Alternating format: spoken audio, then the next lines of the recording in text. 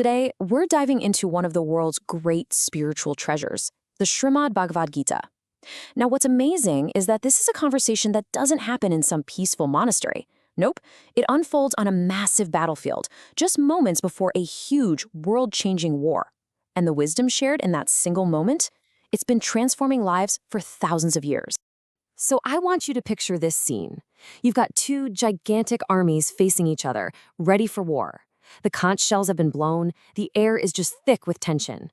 And right at that exact moment, the hero of one side, their greatest champion, just says, "I can't do it." This one moment of crisis, right here, is the spark that lights up the entire Bhagavad Gita. All right, so this moment of crisis belongs to our hero Arjuna. And it's his profound doubt, the thing that literally brings him to his knees on the battlefields of Kurukshetra, that we're going to explore first. Arjuna needs to see what he's up against, so he asks his charioteer, who is actually the divine Lord Krishna in disguise, to drive them right into the middle of it all, into no man's land. He wants to look his enemy right in the eye. But what he sees there, it doesn't pump him up for battle. It absolutely shatters him. Just listen to the raw physical nature of his despair here. This isn't just some intellectual problem for Arjuna. His body is physically rebelling against him. I mean, this is a warrior of unbelievable power and skill, and suddenly he's weak, he's trembling, his legendary bow Gandiva feels too heavy to even hold. It's a total breakdown of who he is. So why this sudden collapse? It's not cowardice, not at all. You see, when Arjuna looks across that battlefield, he doesn't see some anonymous enemy. He sees his family. He sees Bhishma, his great-grandfather. He sees Drona, his revered teacher. He sees cousins, uncles, friends he grew up with. And the thought of killing his own relatives just to win a kingdom, it suddenly feels like this monstrous sin. A victory that would be soaked in so much sorrow, it'd be way worse than any defeat. And this is what happens. He's defeated, not by an enemy's weapon, but by his own heart. Arjuna just lays down his arms, he looks at Krishna and says, "I will not fight." The stage is now set. Arjuna has this profound moral and emotional problem, and now Krishna has to respond. So, with Arjuna totally broken and refusing to fight, the whole scene is set for a massive shift. This brings us to our second section, wisdom on the battlefield. This is where the conversation turns from a warrior's despair into a divine teaching on the very nature of life, death, and duty itself. Now, Krishna's first response, it's not a gentle pat on the back, not even close. It's a sharp, challenging question. He basically says, Arjuna, where did this weakness come from, especially now? This isn't how a hero acts. This won't bring you glory or a place in heaven. He's calling Arjuna's compassion a disgraceful impurity that's shown up at the worst possible time. He's really trying to shake Arjuna out of this grief-stricken paralysis. With Arjuna's spirit at its absolute lowest, where does Krishna even begin? Well, he doesn't start with battle tactics. He starts with the biggest picture possible, the nature of reality itself. Here's the foundation of Krishna's entire teaching. Arjuna's grief is based on a huge misunderstanding. He's grieving for the body, but the body is temporary. It's destined to pass away no matter what. But the true self, the soul, the Atman, that's eternal. It was never born and it can never be destroyed. The weapons on this battlefield? Sure, they can harm the body, but they can't even touch the soul that lives inside it. And this illustrates the idea perfectly. As Krishna explains it, we all go through this.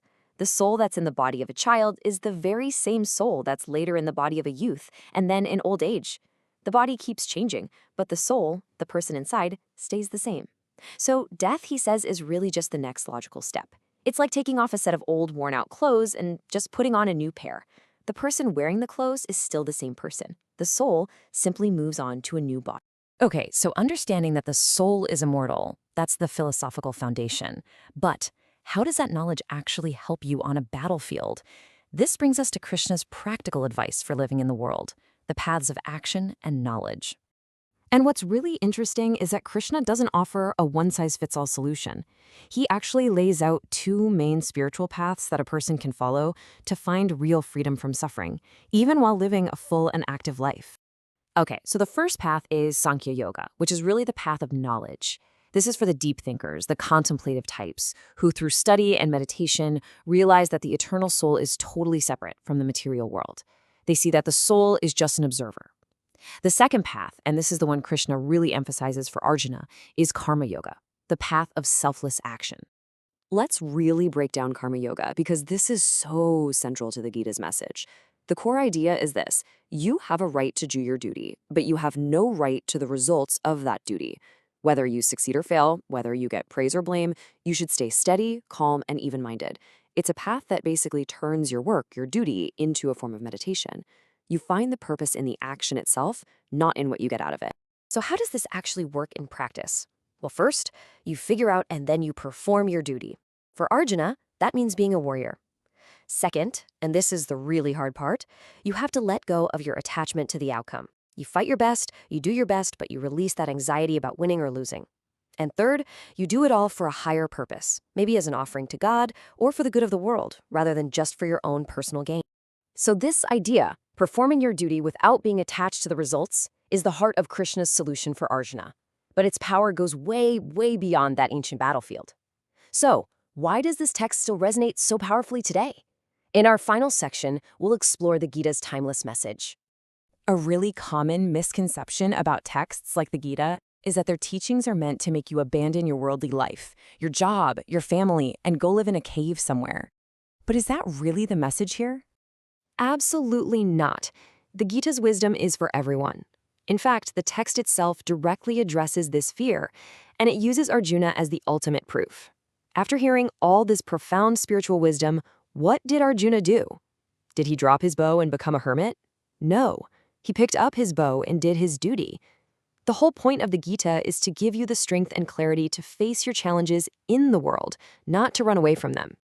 And the text itself is not shy about its own importance. Just listen to this powerful quote. It's presented as the very essence of spiritual knowledge, coming directly from the divine. It says that it contains everything a person needs, which makes other, more complicated scriptures unnecessary. It's a complete guide all by itself. You know, the Gita starts on a physical battlefield, but its real stage is the battlefield inside each of our own lives. We all face those moments of doubt, despair, and confusion. And so the final question the Gita leaves us with isn't for Arjuna, it's for us. In the middle of your own unique challenges, your own personal Kurukshetra, what is the right action? What is your duty? And how can you perform it with courage and clarity, free from being attached to the outcome? That is the timeless wisdom from the battlefield.